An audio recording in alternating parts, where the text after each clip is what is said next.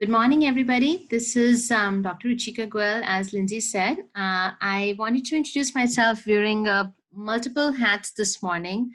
First and foremost, I'm very proud to present myself as Medical Director of Mississippi Valley Regional Blood Center. So I will also be presenting some data today on some patients we have treated with the convalescent plasma therapy and where I've been participating here in our regional office in Springfield as a hematologist oncologist. Okay, so I have a lot to talk about, so here we go. Okay, so here are my disclosures. But more important than the disclosures, I wanted to say that most of what I present today, given as you know about all the rapidly evolving literature surrounding COVID-19, so data that I present today is subject to change. And even when I prepared these slides, it did change. I have to thank Dr. Evan Block from Johns Hopkins for his expertise and also allowing the adaptation of some of his slides. So the objectives of today's talk, we will be tracing the historical role of convalescent plasma therapy as an emergency application in times of epidemics and pandemics, and then critically review the data showing the current usage, safety, and efficacy as it applies to SARS-CoV-2. We will outline a collaborative community effort in successfully setting up a regional convalescent plasma program and present the combined patient, donor, hospital, and blood center initiative. We will discuss some of the available current treatment protocols and a standardized workflow. So first and foremost, what is the concept of convalescent plasma? So as outlined in the cartoon here, convalescent plasma involves a passive transfer of antibodies. So we have here a patient, an active COVID-19 patient shown in red, who once recovers, as outlined here in greens, becomes an eligible donor because they have developed antibodies against the COVID-19 infection. And our goal with the convalescent plasma is through we draw, and I'll be discussing this a little bit more detail in the subsequent slide, draw the plasma, which is the yellow component of the blood from the patient, which has a neutralizing antibodies. And these are supposed to be transfused to in two different roles, prophylactic role or in a therapeutic role, to a COVID-19 patient who has had an exposure or a person who has a full developed symptoms of COVID-19.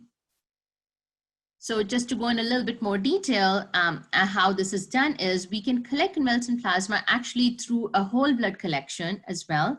But more commonly, what is being done is being collected through an apheresis mechanism, where here you have a donor who is connected to an apheresis machine. We are drawing the whole blood. We can actually, for most of the machines today, perform this from a single IV line, where a whole blood donation is connected, centrifuged, the blood is separated into different components. And here we have the yellow component, which is the convalescent plasma that we're more interested in. And the remaining components are returned to the patients via the same or an independent IV line. And here, furthermore, once we collect the blood component, it is aliquoted, checked for the antibodies presence, and then transfused to a patient with COVID-19. So to go over the mechanism of action of convalescent plasma, the primary mechanism by which it is supposed to work is through neutralizing antibodies, where, sorry, just making sure I am, okay. Right, can everyone hear me clearly? Lindsay, can you please confirm that? I can hear you okay, Dr. Goel. Okay, all right, I was just getting some chat messages, wanted to make sure, perfect. So the mechanism of action of convalescent plasma relies on the role of neutralizing antibodies. These are antibodies that directly bind to the virus, and therefore they prevent viral entry into the cells and thus its replication. So it has a direct action by neutralizing its infectivity, and they have an indirect action by various antibody-mediated pathways such as complement activation or antibody-dependent cellular cytotoxicity. There's additionally other non-neutralizing antibodies also that are collected as part of the convalescent plasma. These do not interfere with the viral ability to replicate, but they also, through various other indirect mechanisms, can also contribute to prophylaxis or enhance recovery of the patient faster. So passive antibody administration is the only short-term strategy to confer immediate immunity to susceptible individuals. So what are the range of anticipated benefits? Given what we outlined before, it can help in two mechanisms. It can help in post-exposure prophylaxis, where a person who has had an exposure to a COVID-19 patient, theoretically, it can prevent development of a full-blown clinical infection, or in a patient who is currently sick with COVID-19, it can actually blunt the clinical severity of the infection in those patients. I want to outline here very importantly that convalescent plasma is not supposed to be, and I do not want to propose the premise as a perfect solution. It is a very important temporizing measure where, especially activate in the role of epidemics and pandemics, where while we are working hard to have refined treatment strategies, goal-directed strategies available, for example, hyperimmune globulin, which is another blood derivative, or monoclonal antibodies, or directly acting antivirals, for example, remdesivir, hopefully in this case, or while we await the development of a preventative strategy like vaccination. So it can serve as an important bridging measure while these refined treatment strategies are developed.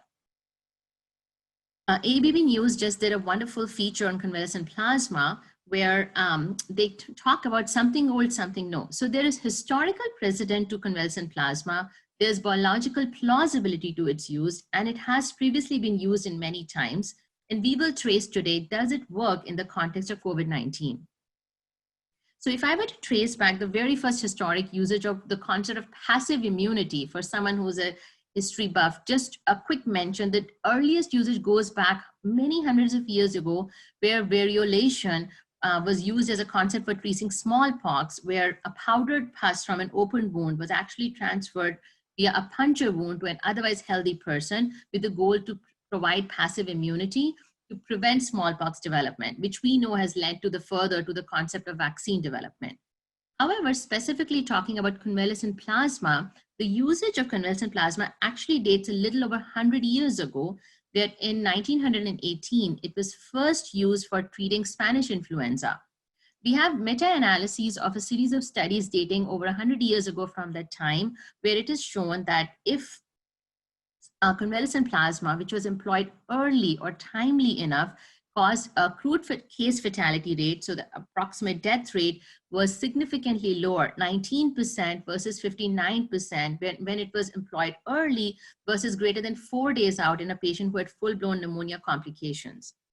Likewise, actually, the biggest application for a most successful application dates back to a much less known disease, called as Argentine hemorrhagic fever. So in about 1975, there was evidence of use of convalescent plasma. And I'd like to quote this study for about 200 patients, which was a double-blind placebo-controlled trial, where significantly improvement in case fatality rate was seen with immune plasma, the fatality being 1.1% versus 16.5% in a placebo-controlled regular plasma, that is non-convalescent plasma. So this is one of the most emphatic, statistically proven uses of efficacy of convalescent plasma in actually preventing mortality. Tracing more recent example, specifically talking about respiratory disease, it has been attempted in severe influenza A or B in recent times, where most importantly, it has been shown that convalescent plasma therapy is safe and well tolerated, and it has shown a reduction in the time to normalization of patients' respiratory status, although this outcome was not statistically significant. It has been attempted in 2015 in Ebola virus treatment as well.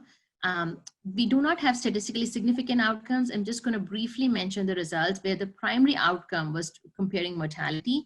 There was small but statistically non-significant reduction in the mortality in the convalescent plasma group versus the control group. But I want to highlight that this was a non-randomized comparative study. Likewise, if we were to trace the usage in other coronaviruses, convalescent plasma has been used in SARS-1 as well as in MERS. And I'd like to quote here again, retrospective chart review studies where it was associated with improved outcome with early hospital discharge, which was statistically significant. For MERS, there's a very small case series of 3 patients where they documented that there was a reduction in viral load, but the mortality benefit was uncertain, although all the 3 patient studies survived. So before I go on to talk about the usage of convalescent plasma specifically for SARS-CoV-2, I just want to go over what are the risks of convalescent plasma therapy.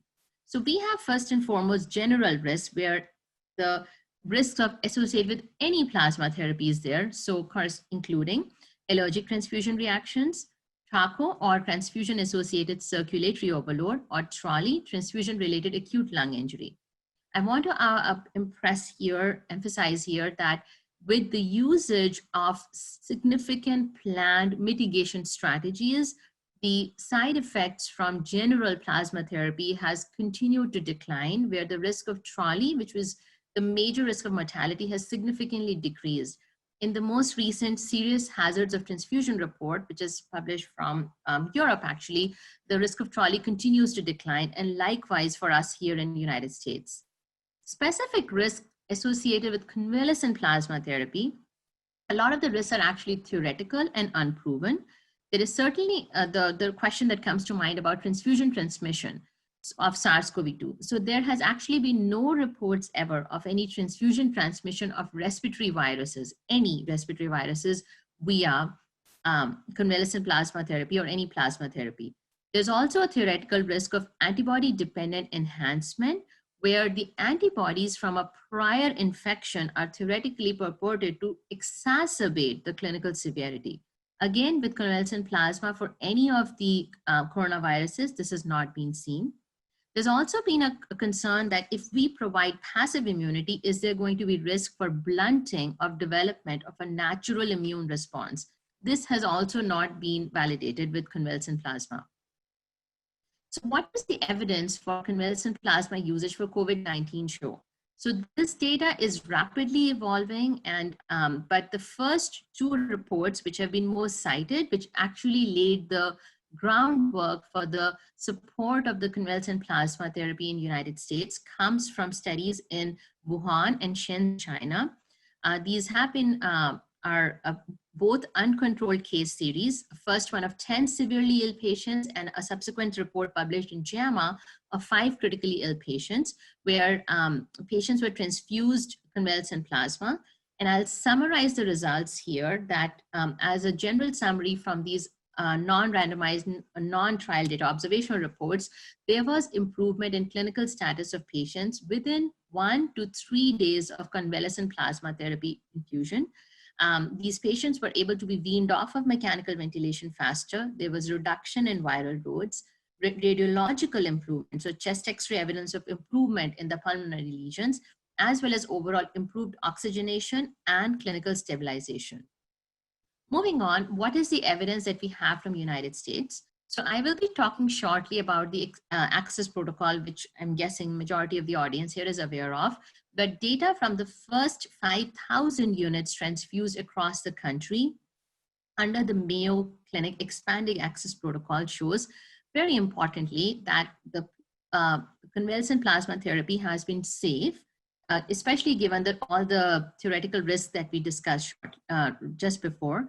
So the incidence of all serious adverse reactions in the first 4 hours after transfusion was very low, with the attributed mortality being less than 0.1% and overall serious adverse reactions being less than 1%. Of all the serious adverse reactions reported, only 2 were judged to be definitely related to convalescent plasma transfusion. The 7-day all-cause mortality was 14.9%. And I want to point out here that this is not attributed to convalescent plasma. This is for all the convalescent plasma patients treated, the mortality was 14.9%. So while this protocol is mainly directed to establish safety, as authors dig into the data, they discuss, are we getting actually any early glimpses of efficacy from this?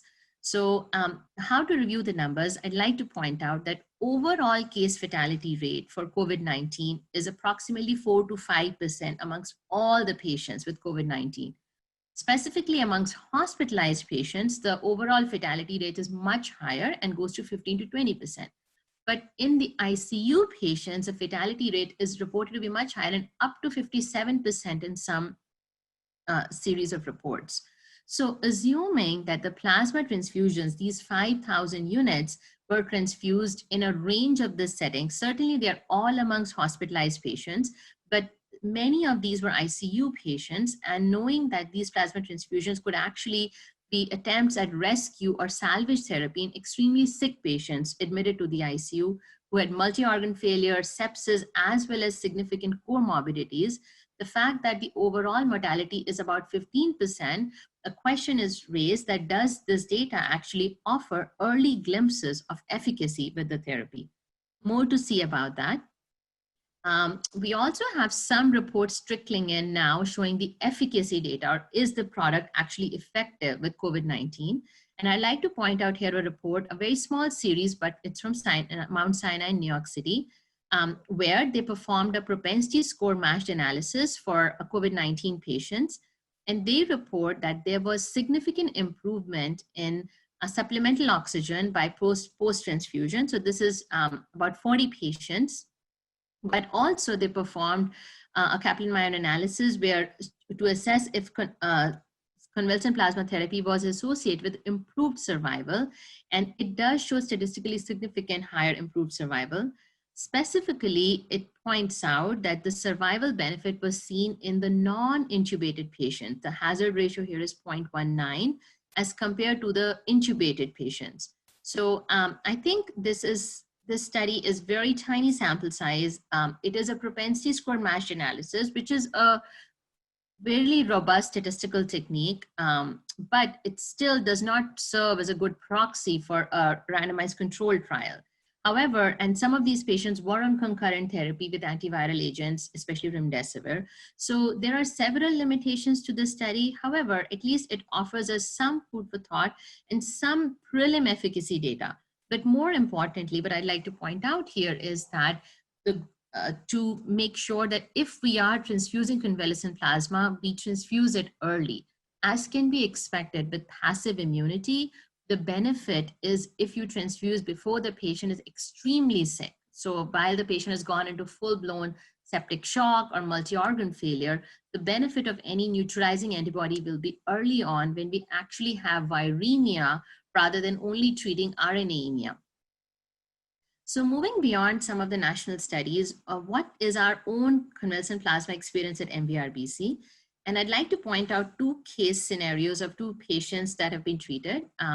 So both of these patients are treated in Springfield in the two hospitals here, and I am the local PI for the expanded access protocol here.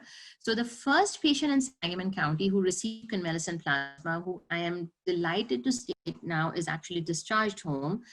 This is a very young patient, a 49-year-old male with past medical history of coronary artery disease, COPD, hypertension, hyperlipidemia, diabetes mellitus, so significant comorbidities, who presented with fever and dyspnea at 1 week, and on the day of presentation was tested positive for COVID-19. He was had some hypoxia, but not requiring oxygen at the day of presentation. However, within 24 hours of presentation, the patient had a significant decline, and he was initially started on broad spectrum antibiotics, including hydroxychloroquine. At this point, none of the hospitals in Illinois had remdesivir available as a therapeutic modality. So upon admission, the patient had evidence of some reticular infiltrates, but within 24 hours had rapid deterioration, and prior to intubation developed a rapidly evolving acute respiratory distress syndrome picture. As you can see here, the patient got intubated and received his first dose of convalescent plasma, and this is the picture from 24 to 48 hours after receiving the convalescent plasma, where the patient had significant improvement. And days 10 after the therapy was actually able to be extubated. Unfortunately, the patient developed a secondary bacterial pneumonia and a local infiltrate, and ended up getting re-intubated 48 hours after extubation. Patient received a second dose of convalescent plasma and then continued to have improvement and got extubated again and is now discharged home. And if we were to trace his inflammatory markers here. The arrows here point out before the timings when the patient received his 2 doses. This is days since being COVID-19 positive. So this is his first dose, and there is a continued downtrend in his LDH as well as his ferritin markers to the point leading to his extubation. And this is when the patient developed a secondary bacterial pneumonia and got sick again. And again, the second was decrease in his CRP, which trends fairly closely with receiving temporally, very nicely with his receiving the convalescent plasma transfusion.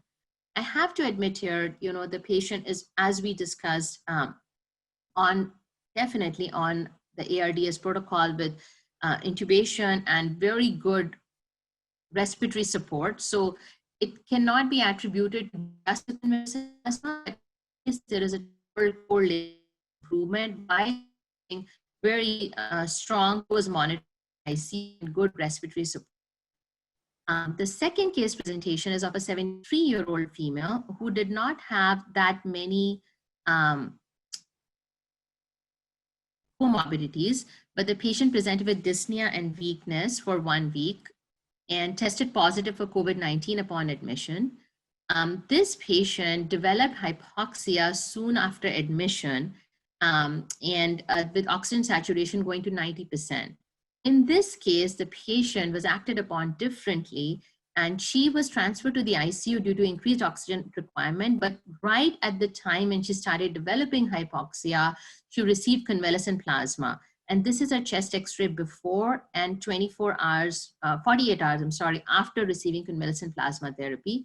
And this is her patient's X-ray prior to discharge. She ended up, and if we were to trace her markers as well, this is her CRP, an inflammatory marker, which downtrends steadily after receiving the convalescent plasma therapy, as well as the ferritin. So this patient was actually able to avoid intubation and was able to be discharged home much sooner. So if we were to go over some of the local, learning lessons and hurdles, one thing we realized is that if these are the qualification criteria per the Mayo protocol.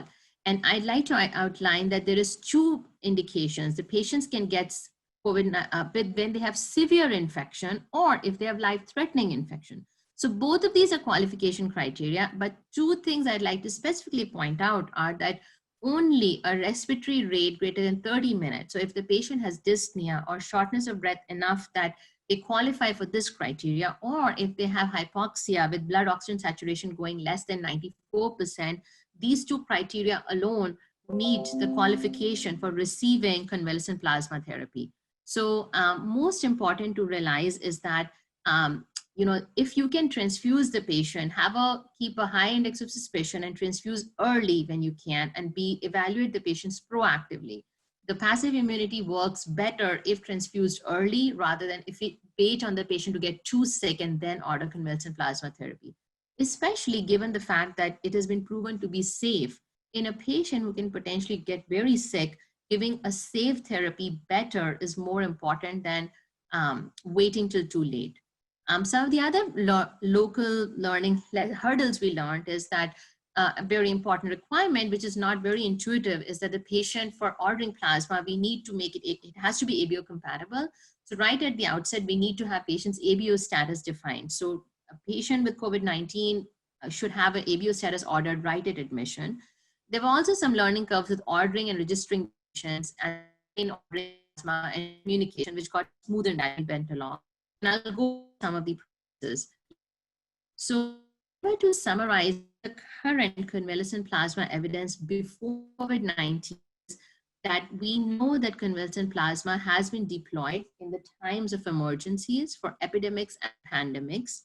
There is robust historical precedence supporting the usage.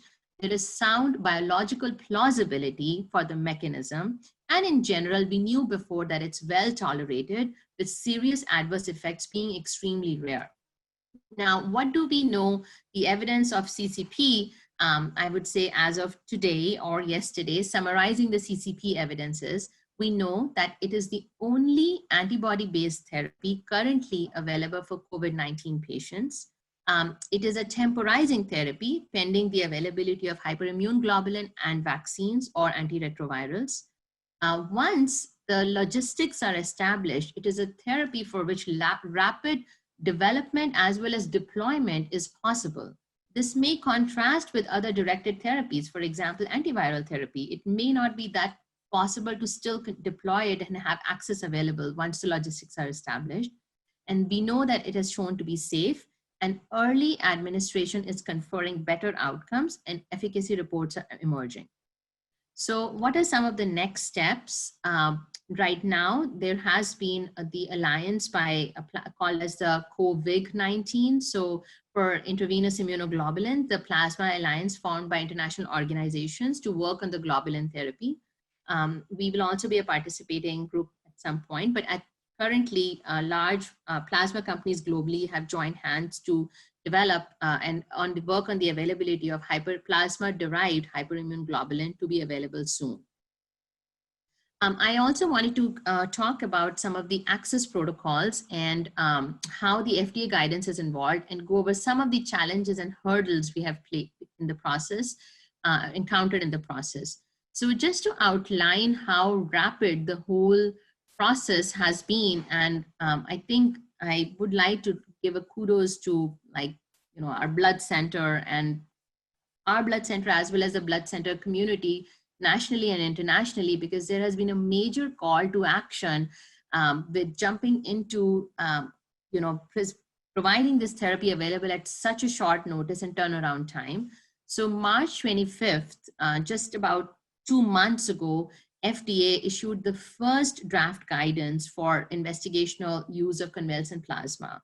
And about a month later in April, again, just about a month ago, they announced support of the Mayo Clinic's expanded access protocol. So from that point until barely 2 months ago, when this first receiving the FDA draft guidance, to ramping up the efforts to have several thousands of units available to patients in need, it has been a very impressive effort, I think, on part of the whole blood center community, and a huge shout out to them. So quickly too, for our clinicians and our providers attending, I just wanted to outline the various access pathways for convalescent plasma. Currently, there are 3 ways you can access convalescent plasma. In all of the 3 cases, we at Mississippi Valley Regional Blood Center will be your local provider. So first is an expanded access protocol, which is through the Mayo Clinic. So this is the government-led protocol, and there are over 2,000 institutes registered currently through the protocol, and there is a reimbursement mechanism in place through BARDA. There is some required data reporting requirements. So once you transfuse a patient, there are data reporting requirements affiliated with that. Next is the FDA directly approaching for an emergency IND mechanism where you can have access to this through a emergency use. So not through the Mayo protocol, but a single user exception, a compassionate use allowance directly by approaching FDA. So currently this protocol is being used for any patient who needs a second dose or higher. So unless you're treating the patient within the first 12 hours again, or you're ordering 2 doses at upfront, for any patient who needs a second dose, for example, the patient I outlined in our talk, and they need to approach the FDA directly for getting an emergency IND approval for second or higher doses. Secondly, for any pediatric applications, the Mayo protocol does not allow. It's for 18 years and older only. So if anybody has any request for any pediatric or neonatal use, it is also through approaching the FDA directly. I want to point out, while it can appear challenging, it has actually been extremely facilitatory role by FDA. And with a simple email or a phone call, you're able to get access literally within minutes of calling. I have personally, being a site PI here, have reached out to FDA for multiple patients already, and we have been able to get approval without any hurdles at all. And then the third mechanism is through a clinical trial, which we can discuss about on an individual basis as need be.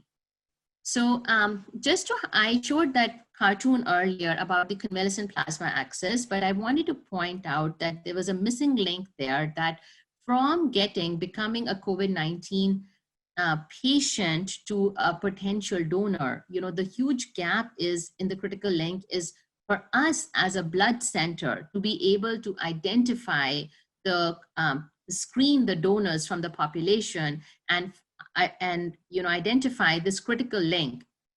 This convalescent plasma is not a product that we can order off of Amazon or from any warehouse. There is a very important human link in this process of how do we identify our wonderful donors who are stepping up to this cause. So globally, the blood centers inherently have a robust infrastructure to undertake the collections and construct the inventories of convalescent plasma. But there are several layers of regulatory as well as logistical challenges in the process. And I want to highlight a statement here from America's Blood Center. They've issued a white paper as part of a bulletin on CCP, but a very key statement that this is a hugely collaborative effort. It involves the blood center, it involves a hospital, it involves the clinicians, our providers, as well as it involves the departments of public health. So this is a hugely collaborative effort which cannot be done by, and if any part of the link is broken, this is something that cannot be made possible. So, and we particularly have done this safely while maintaining social distancing.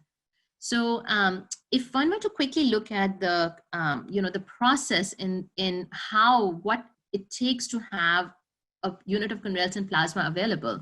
First and foremost, we have here from the collection aspect, we have to have a recovered coronavirus patient who gets to be identified and qualify in becoming a donor. I will be outlining in one of the subsequent slides that why this step itself is very challenging, because the eligibility criteria for who becomes a donor is extremely challenging, and within the past few weeks has continued to evolve multiple times. The plasma, once it needs to undergo testing. There is some standardized testing, including the testing for the transfusion transmitted infectious risk disease like HIV, hepatitis, the standardized testing. It needs to get ABO testing. And then the further we are doing the antibody testing, which I'll be touching upon briefly. The plasma then further needs to be aliquoted, stored, and transported to the hospital. The concept about the challenges with building a regional or a local regional inventory and distribution, huge challenges in prioritizing, especially with the ABO typing complexity.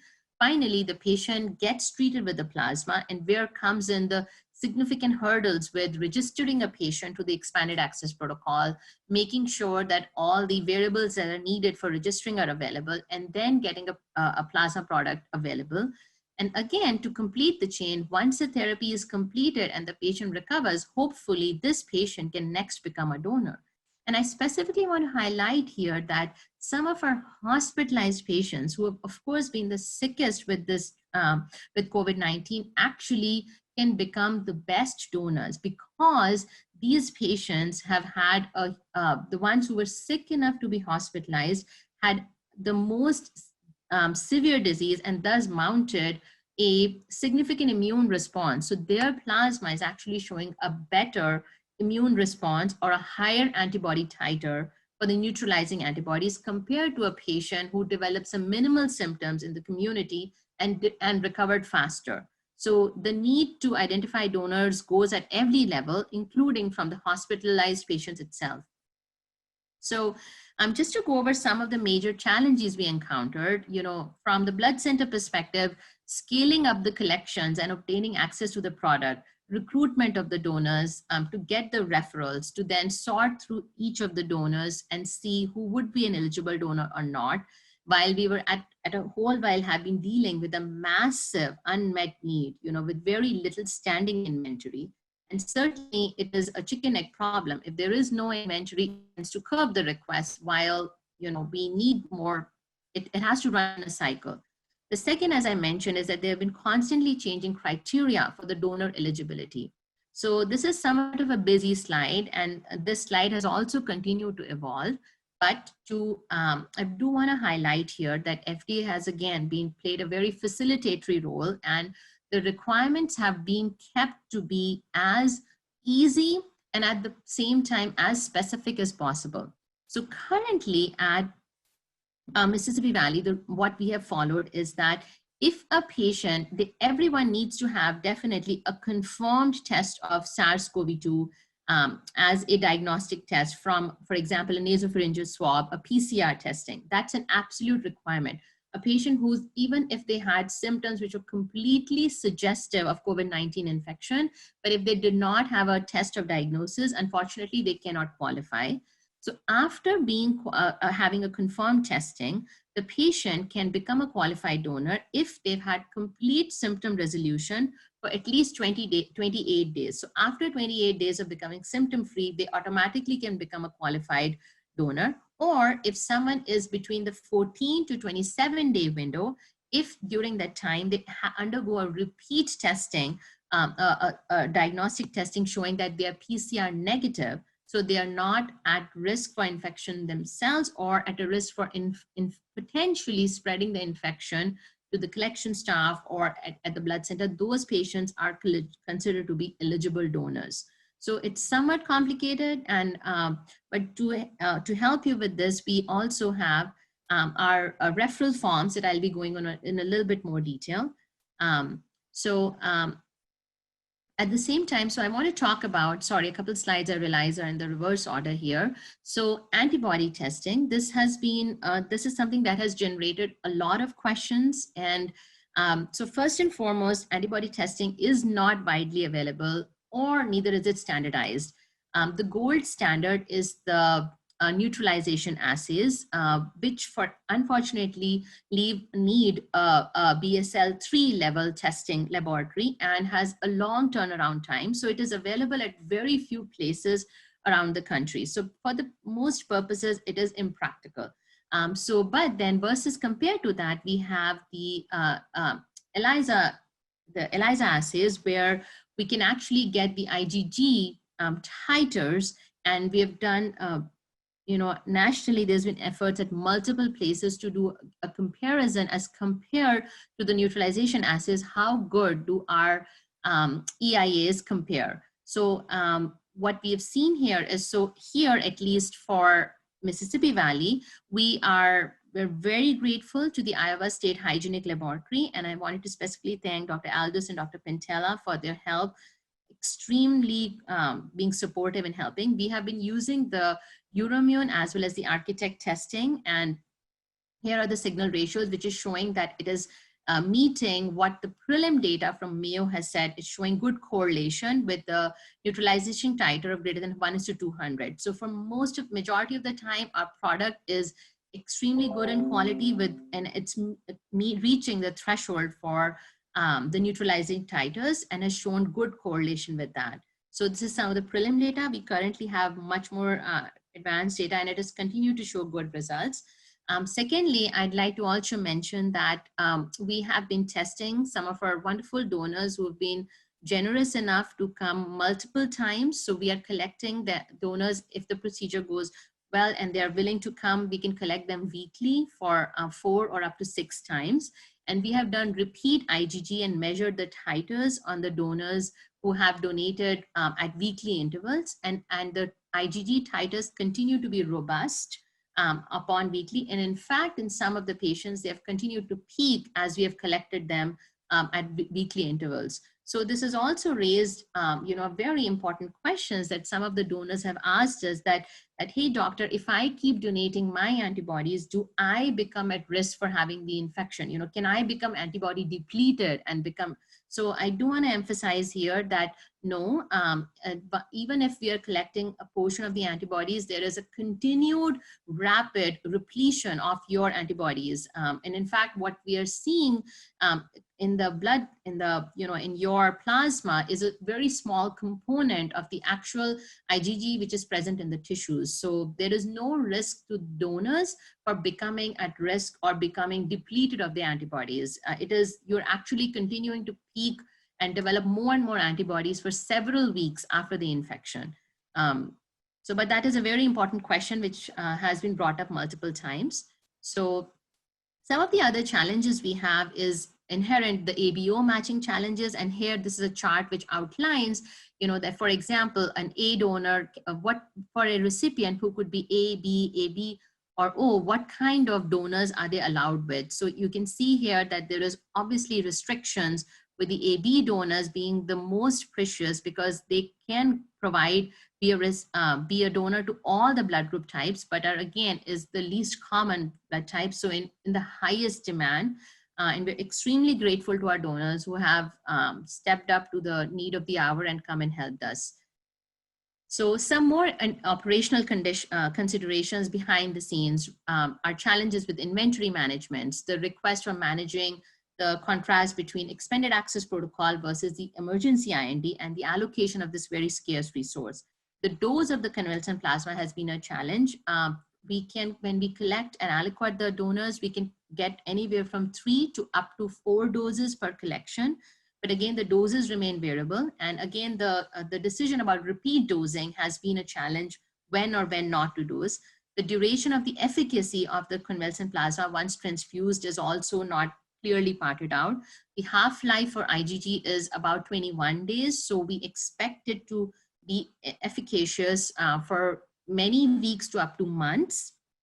But again, exact details are not known, which again brings into question the secondary dosing or third or fourth dosing also in some rare cases has been done. There's also very major ethical dilemmas. This is, again, as we said, the product as of now, there is strong biological plausibility and historical precedence. And while efficacy data is coming in, the data is evolving, the efficacy is not yet completely at a hospital level. I, as a physician here at treating hospitals, have the protocol development, and there is a definite challenge with how do you plan out concurrencies if a patient has qualified to get convalescent plasma. Can they get qualified for getting remdesivir, or do they space out getting remdesivir to them? It is a major ethical dilemma. It is both are scarce. Do we do a rationing for one versus the other? Can we actually develop this thing into a steady, stable protocol, or is that not possible? Triaging the product, when we as a blood center, make sure, obviously we have to first, and our main commitment, primary commitment remains to our regional hospitals, our patients in the area. So, but once we are able to adequately meet the needs of our patients, which we are, and actually we have a steady inventory developing now, for this very scarce resource, do we keep that in our inventory, or versus do we offer it to clinical trials or alternative access pathways, or in other areas where the need is really much more than the actual supply? And how do you prioritize it? Do we divert some of our inventory towards contributing towards the hyperimmune globulin development cause? So there's multiple layers of dilemmas and at a daily level that as a blood center that we struggle with. And what is it that defines our minimum inventory? Which is, are we preparing for the second wave or the third wave based on the CIDRAP modeling? Do we know that that is going to happen or not? How much is enough? How much is going to be the minimum that will be enough? So a lot of more questions and actually answers that we have. So I told you that I'll be, this is our website. When you go in, there's actually a link for registering the patients. You can have, there's 2 modes of registration of the donors allowed. You can have a self-referral. So donors can actually go in, click on the link, and they can, with very minimal details, register themselves. This is our link to the MVRBC referral plan. And as you can see here, one could be, you could check whether you are a patient, or you could be a provider or a provider representative. So basically, any member of the healthcare provider team can refer a patient, or anybody who's a representative of the provider can also refer a patient. When you further go in, this is, for example, the screenshot of how it appears for the donor. You have to be at least 17 years of age, and it walks you through a drop-down menu with your minimal details. I want to emphasize here that these forms are completely HIPAA safe. We do not ask for you to upload or any of your medical reports. There's going to be no violation of your private health information at all. And this is a referral form should a provider be referring. We do ask for their name, email, and a contact in case we have to call them back for any questions. And rest of the forms is fairly similar. I also wanted to highlight here, being based in Springfield, a little example of how good the regional CCP program has been as compared to the the national numbers. So these are the graphs of the first 5,000 doses, and as of now 15,000 doses have been transfused. And as you can see that the program kicked off in April, with the first doses being transfused somewhere around first week of April. So just to use Springfield, Illinois example, these slides are actually now a couple of weeks, this particular slide is a few weeks old now, but what I wanted to point out is that even amongst the first 5,000 doses consumed, we here at Springfield, where we represent less than 0.05% of the country's population, we were able to, our utilization was 10 times compared to what our country's population represent, with being 0.5%. What means, as you see from the graph, that the enrollment of the patients versus the actual to the product, there's a pretty impressive gap here. The needs at a national level being unmet. The average time of availability of convalescent plasma has ranged from 4 to up to 7 days. And I am here talking on behalf of some of the large academic centers, especially on the coastal regions where east of the West Coast, where the need has been higher. That the supply has really lagged behind, but we have been able to meet our regional needs as well as provide product to some of the outside partners in need, where I would say it's at a much lesser interval. In Springfield, I can corroborate, in majority of the orders after a small regional inventory was met here, but were met in under 4 hours, which is very impressive, and it's been very appreciated from the clinicians here. It truly is, as I outlined, takes a village, and there's many people to thank, but first and foremost, I would like to thank here our donors, who are the true COVID heroes. This is our first donor from Springfield, Mr. Michael Kelly, who has been, he's, again, like hundreds of other donors, has stepped up beyond their individual pain and suffering. And he specifically agreed to not only do pictures for us and give an interview, but he also said that I want to give a picture after my donation, giving a message to our donors out there that please come out and donate, because this is a extremely safe process, and I'm walking out of the blood center safe. It is being handled in the most professional way, and plus it was medically a safe procedure. This was his message, so I wanted to make sure I communicated here. We have several of our donors, I have many stories here, but who have patients who have gone beyond, who have suffered from COVID-19. Anybody who's had this infection can corroborate that this is not anything easy to deal with, but they have soon after recovery stepped up and come up not once, but more times, and just stepping up to the reason. So again, some of our more donors from across our entire territory who are there to give their plasma so we can help, and we are very grateful for that. I also wanted to give out a special shout out to the St. Louis University School of Medicine and the SSM Health System in St. Louis, working with Dr. Lou Katz, our Chief Medical Officer here at MBRBC. Dr. Blackall has shown extraordinary leadership in supporting the cause, and with his help, there's actually a manuscript outlining the whole process that has been submitted to our leading medical journal, Transfusion, which highlights how the convalescent plasma program in a regional healthcare delivery network was established rapidly and successfully. So we are very grateful to their partnership and support, and truly here it outlines some of the physicians, the pharmacy support from across the SSM system in helping us for the cause. We are also at MBRBC supporting some of the research efforts, and For example, here at the Southern Illinois University School of Medicine, the bench scientists are working on the development of a regional SARS-CoV-2 serology assay. So we are partnering with them as well as with the Illinois Department of Public Health. So there's multiple research efforts being supported as well. Finally, I'd like to say that, Mississippi Valley Regional Blood Center is the primary blood provider to 115 hospitals, and the number is rapidly evolving and growing across 4 states in Illinois, Iowa, Missouri, and Wisconsin. So it has been a huge effort on the part of the team. And we just really appreciate your help and would like to acknowledge everybody's support for the same. I have some thank yous to pass on to the amazing team at Mississippi Valley. I know it's not been easy. People have been working day and night. I'm honored to be here to have a chance to present, but it's the effort really. I think my role is probably a very tiny percent in the whole thing, but and I have only a handful of people listed here, but it's been an incredible team effort.